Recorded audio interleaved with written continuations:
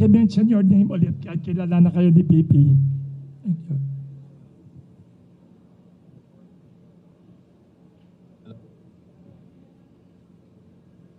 Microphone, Teresa.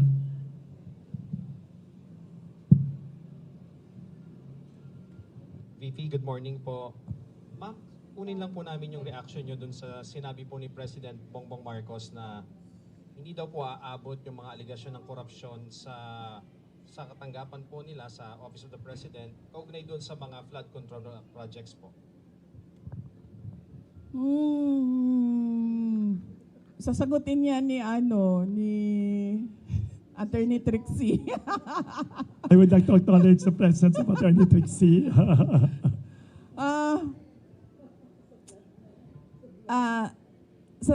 Sa ganitong ongoing pa yung investigation kuno at inquiry kuno, sobrang magtataka ka bakit confident yung Pangulo na hindi aabot sa Office of the President yung iskandalo at yung korupsyon. So ibig sabihin, siguro alam na niya kung ano yung kalalabasan ng inquiry at ng investigasyon. Kasi wala namang iba sigurong explanation kung bakit napaka-confident mo sa mga mangyayari pa. Wala pa akong nahanap na tao na alam kung ano yung mangyayari bukas. Siya pa lang. Si BBM pa lang. Ma'am, doon naman po sa sinasabi na baka possible na maging state witness si former Speaker Martin Romualdez, do you think magiging effective po siyang state witness doon sa mga flood control projects po? Sound, pakilakas ulit. Laksan konti. Pakilakasan konti. Ma'am, may natanong na rin po sa Malacanang kung patungkol doon sa pagiging state witness daw. State witness ni former Speaker Martin Romualdez. Do you think magiging effective siyang state witness doon po sa flood control project po? Okay. Hindi ako mag-comment diyan kasi hindi ko alam kung totoo ba talagang sinabi ng ICI yan at desisyon talaga ng body yan na siya ay maging state witness. Mamaya na lang tayo magkomento kapag nandyan na yung kaso at nakikita na natin na totoo talagang state witness siya. Pero sa batas, yung principal sa krimen ay hindi pwede maging state witness. Thank you. Manila Times. Ma'am, good morning Isa po. pa, yes. Good morning po, ma'am. Ma'am, ito pong kapapasok lang po na balita. Parang iniimbestiga, nag-order daw po si Ombudsman Remulla kay Secretary Dizon na parang investigate daw si Senator Bongo sa anumang possible link sa mga diskaya. So, ma'am, of course, Bongo is one of the allies of your father, the former president. Ano man sabi niyo dito sa saka do you think, ma'am, ituturo po ba ang mga kalaban sa politika sa ongoing na ICI investigation? Hindi ko alam kung ano yung malamang nakakaalam niyan si BBM kasi ngayon nga confident na siya na hindi siya kasali sa mga hindi aabot. Tama ba ang sinabi? Hindi aabot sa Office of the President ang corruption. So siya lang makakasagot niyan kung ano ang mangyayari. Ano yung tanong mo? Yeah, of Sorry? course, baka ituro lahat ng mga kalaban sa politika sa ongoing na investigation ng ICI. Do you think po mangyayari po ba na baka mapunta rin sa inyo yung sise or mapunta rin sa inyo yung ituturo or whatever dun sa investigation? Aabot sa akin yung flood control project. Baka umabot, ma'am, sa inyo, ma'am. Kasi kung hindi aabot sa kay BBM, baka kayo naman pong ituro, ma'am, ng mga sinasabing witness. Sigurado ako hindi aabot sa akin ang flood control scandal. Kasi unang-una, wala namang flood control projects sa OVP or sa Department of Education. At makakasabi naman talaga ang mga contractors and even si Secretary Bunuan, wala talaga akong at all project dyan sa DPWH. In fact, hindi nga nila masabi ngayon na may insertions ang Vice President kasi wala talaga. Hindi ako sumasali sa ganyan. Kung aabot ba sa akin, sa tingin ko aabot siya kasi kaalyado kami. Sa tingin ko ililink nila, sa tingin ko susubukan nila na paabutin sa akin dahil sa kaalyado ni dating Pangulong Rodrigo Duterte, si Senator Bongo. Doon siguro nila gagawan ng kwento yon. Yung part na ako, si PRD, nasa gitna, at si Senator Bongo, nasa kabilang side. Last question na lang, ma'am. Ma'am, medyo light tayo, ma'am. Ma'am, if you're bread or tinapay, anong bread po Tinapay daw kayo. Anong bread si BBM? Anong bread si Martin Romualdez? Anong bread si Saldico? Ito talaga, Taga Manila Times magaling.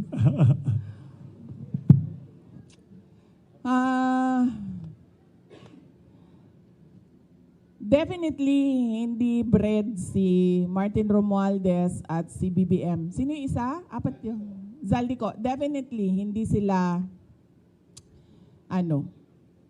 tinapay dahil hindi makain yung ugali nila at hindi makain yung korupsyon nila.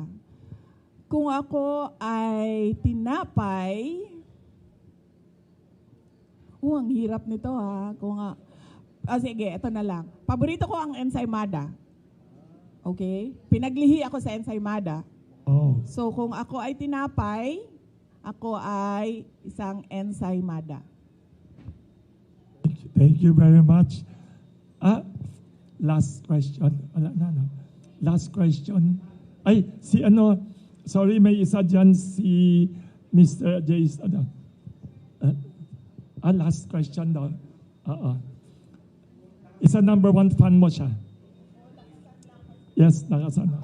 Hi ma'am, Jason po ng SMNI News. Going back po dun sa naging statement ni President Marcos, I would like to ask for your comment on this. Na sinabi niya, I am confident that whatever mud might be slung at the administration, that will be able to show that these are politically motivated and do not actually have any validation in fact. Sabi niya po, politically motivated na i-link siya sa mga issue ng korupsyon o katiwalian po. Your comment on that, ma'am? Hindi na ito politically motivated. Bakit? Hindi naman siya makakatakbo na ulit eh. Hindi na siya politiko. Presidente na siya. And that ends there. Hindi natin alam kung sa 2028 o another 20 years na naman of a BBM, of a Marcos. No. Hindi na siya hinahabol ng mga tao, ng taong bayan dahil politiko siya. Hinahabol siya ng taong bayan dahil wala siyang ginagawa bilang Pangulo. Hinahanap sa kanya yung trabaho niya bilang Pangulo. Follow-up question sa sinabi rin ni President Marcos. He said na politika lang nga ito and sabi niya, gusto nila akong Yan ang sinasabi ko. 'Di ba? Sino ba sa ating lahat ang nagsasabi at nagpaplano ng destabilisasyon? Walang nagsasabi na oust Marcos. Ang merong mga grupo na nagsasabi resign. Yun lang ang the most na sinasabi ng mga tao. At nagtataka ako sa administrasyon, bakit nila sinasabi na destabilisasyon ang pagpapahayag ng mga tao sa galit nila? Kasi hindi yun destabilisasyon. Yun ay freedom of speech and expression. So kahit man mag-rally ang mga tao araw-araw sa EDSA, hindi destabilisasyon yan. Freedom of speech and expression yan. Pagpapahayag yan ng galit mo, paghahanap yan ng accountability, ng transparency sa administrasyon. sa gobyerno. So hindi yan pagpapatalsik sa Pangulo. Kaya lagi ako, kahapon din, yan din yung tanong ko. Kanino ba nanggagaling yung destabilisasyon na salita? Sa administrasyon. Kasi, duda ko, natatakot sila sa posibleng mangyari sa kanila. At alam naman natin na matagal na talaga silang insecure. Noong kampanya pa lang, madami na akong kwento ng yung panggigipit nila sa campaign team ko. So alam ko na noon, at yung mga pinagsasabi ni Lisa Marcos noon pa. So alam ko na insecure. Alam na natin na insecure. Siguro takot. Kaya nila nasasabi may destabilisasyon. Kasi takot sila. Kasi totoo yung sinasabi ng mga tao na ginagawa nila. Hindi nila ma-deny kasi nasa papel 'Di ba? Nakikita mo sa budget ang nangyayari. So hindi ma-deny. So takot. Paranoia siguro. Kasi 'di ba pag ikaw ay hindi siguro, paranoia talaga yan. Unang-una, insecure. Pangalawa, takot. Pangatlo, paranoia. Kasi ang tao na may bisyo, nagiging paranoid. Na magbibigay lang ako ng example, pinapa-explain ng mga departamento kung saan ako pumupunta at bakit matagal ako sa isang lugar. Ganun na yung papel na umiikot sa loob ng gobyerno. Yan ang politika. 'Di ba? Magtatanong sila, anong ginawa ni Inday Sara doon? Ilang oras siya? At sino ang mga tao doon? At yung mga kawani ng gobyerno na nandoon, ipa-explain bakit sila nandoon. Ganun yung galawan sa loob ng Office of the President. So, makikita mong medyo paranoid. Ma'am, last question. It was the first time na narinig namin sa inyo during your press conference or ambush interview sa Zamboanga kung paano po nagamit yung confidential funds ng Department of Education. And you've mentioned si Zaldico. Ma'am, pwede niyo po bang ibahagi pa sa amin ano yung findings ng DepEd regarding the laptop scandal? And then, ano po ang ginawa ninyo sa findings na ito? Ipinaalam niyo ba President Marcos? May ginawa po bang parang case build-up para kung makasuhan man kung may ikakaso? Yes, oo. Gumawa kami ng investigation sa loob ng Department of Education. Isa sa mga pinagamitan ng confidential funds ay yung corruption sa loob ng Department of Education. Hindi lang sa laptop madaming reports of corruption inside the Department of Education. Hindi lang sa central office, kasama na yung sa mga regional offices namin. So kapag merong reports, pinapaimbestigahan yon. So isa sa mga inimbestigahan is yung laptop. Ang unang ginawa doon is nag-request ng fraud audit sa Commission on Audit.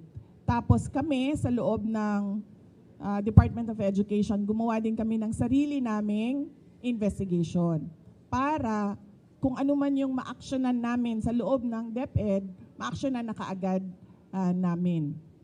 Unfortunately, yung procurement ng laptop, hindi siya nangyari sa loob ng Department of Education. Nangyari siya sa DBM. So, ang pinaka-papel na nasa loob ng Department of Education ay yung agreement between DepEd and DBM. So, hindi pumasok lahat ng procurement documents sa DepEd. So ang pinaka na magawa lang namin doon sa loob ng Department of Education is mag-blacklist. And at that time, hindi pa namin ma-blacklist kasi hindi nga sa amin nangyari yung procurement. So natali yung kamay namin doon. Kaya inasahan namin na doon sa fraud audit ng Commission on Audit, may lalabas doon na mga personnel involved.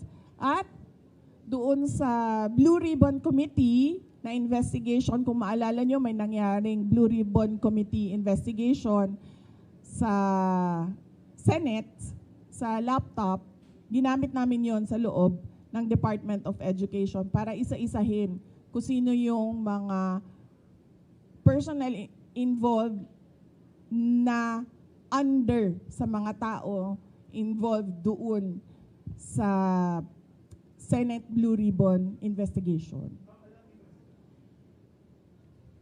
Diyos ko, akala mo ba yung presidente natin nagtatrabaho? Hindi nagtatanong yan at all.